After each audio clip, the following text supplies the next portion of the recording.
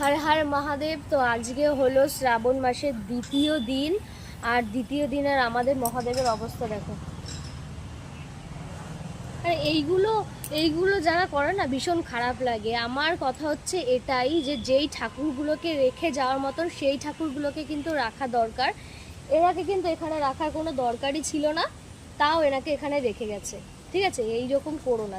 যেই ঠাকুরটা রাখার দরকার সেই ঠাকুরটা রাখো।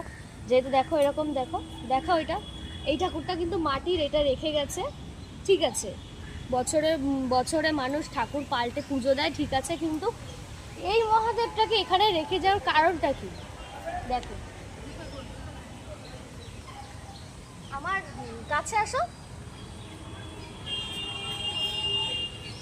দেখা যাচ্ছে এই যে যে রেখে গেছে দেখে আমার যে এত খারাপ লাগছে যে তোমাদেরকে আমি কি বলবো।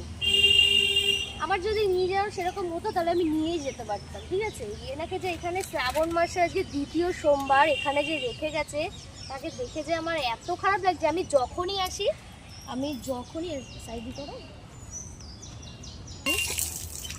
আর দেখো এখানে কল আছে, আমি কল থেকে একটুখানি জল নিয়ে, হাতে করে জল নিয়ে আমি এখন দেবো। হর হর মহাদেব। সত্যি আমার ভীষণ ভীষণ খারাপ লাগে। দেখো একদম পুরো মাটি, একদম শ্রাবণ মাসে পুরো বাবা থাকবে পরিষ্কার। ঠিক আছে, আর বাবার অবস্থা কি, জল নেওয়া যায় না, তাও আমি কিন্তু এরকম ভাবে জল নিচ্ছি।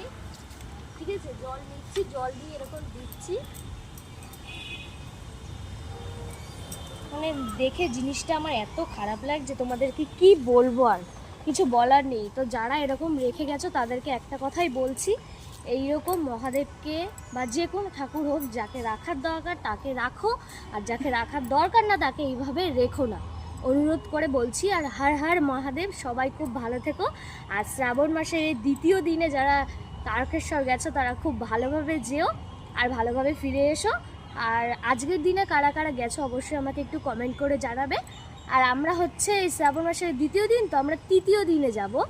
আর যাবো তো, কিন্তু কালকে একটা ভিডিও দেখেছি, এত পরিমাণে ভিড় ছিল তা কি বলবো। ব্যাস এইটুকুই। সবাই ভালোভাবে যেও, সবাই সুস্থ থেকো, ভালো থেকো। হর হর মহাদেব।